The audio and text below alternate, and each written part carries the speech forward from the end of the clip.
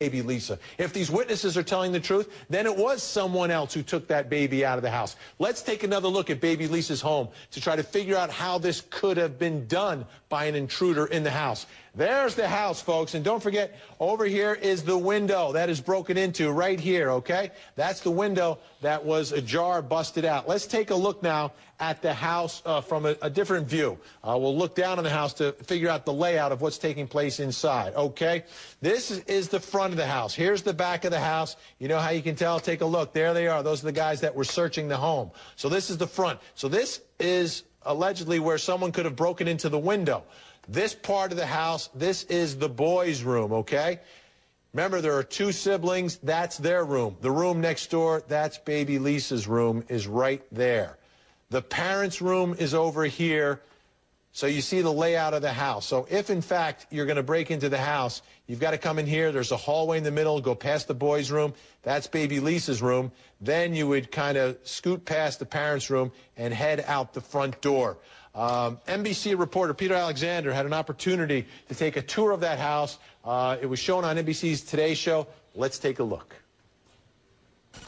This is the crib that Lisa was sleeping in. Deborah and Jeremy believe this is where she was taken from that night, and sort of an ominous reminder of what they say happened here, the graphite from the fingerprinting process by police.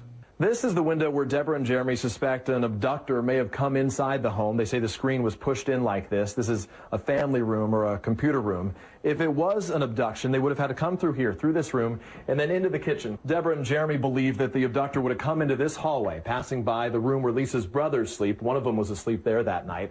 Then coming into here, her bedroom, picking up from her crib, then walking down this hallway. And come with me. Then they would have come this direction with the baby in their arms to the front door that Jeremy found unlocked that morning at 3:45 a.m., where you can see police have tried to find new fingerprints. So the question for a lot of folks is that plausible? Could have it happened that way? Don't forget, there's also an allegation that cell phones were stolen. So the baby was kidnapped and the cell phones were stolen. Gene Casares joins us from Los Angeles. Gene, you know, you look at that house. It's not a large house. But, again, her statement is that she drank a lot of wine that night. So I guess it is plausible that you could be knocked out from that wine and not hear all of that going on inside your own home.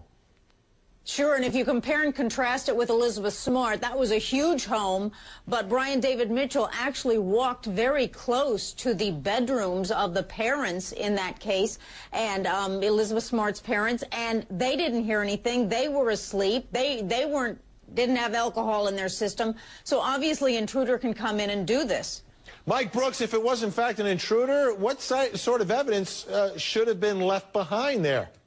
You know, Vinny, we've seen, and you've seen, Gene and I have seen, Lauren's seen many cases where, you know, you always think, no matter what, the perp always leaves something of evidentiary value behind, hairs, fibers, fingerprints, something like that.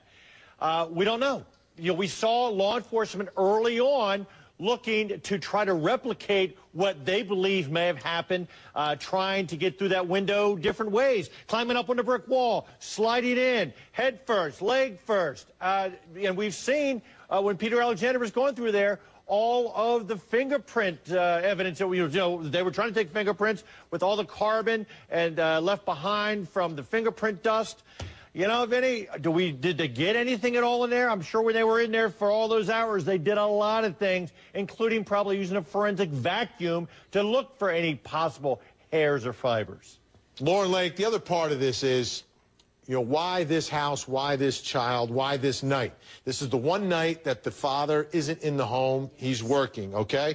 So from my perspective, the reason parents speaking to investigators is significant, okay? Number one, there's suspects, okay? So investigators can look at them again. The other part is, I think someone had to have knowledge of that house, where the baby's room was, that there was a baby inside that home, that mom was knocked out drunk and that dad wasn't home. I've said that from the beginning. She's out on the stoop. She's drinking. Now, I don't know how close people are in this neighborhood or if people recognize how long she was out drinking, knew that this was just the night that the dad had an overnight shift, or did she talk about it? Did she tell people, oh, you know what, my husband's working his first overnight shift today? You never know what's on people's agendas and what's on people's minds. This house is not that huge. Are there other houses in the area with a similar layout? How many people have been through that house? There's so many questions. Those are the questions, and I hope investigators have asked those questions or are going to ask those questions of the parents. Because if it is someone else, they had some sort of inside knowledge here. All right, we're waiting for the jury to come back.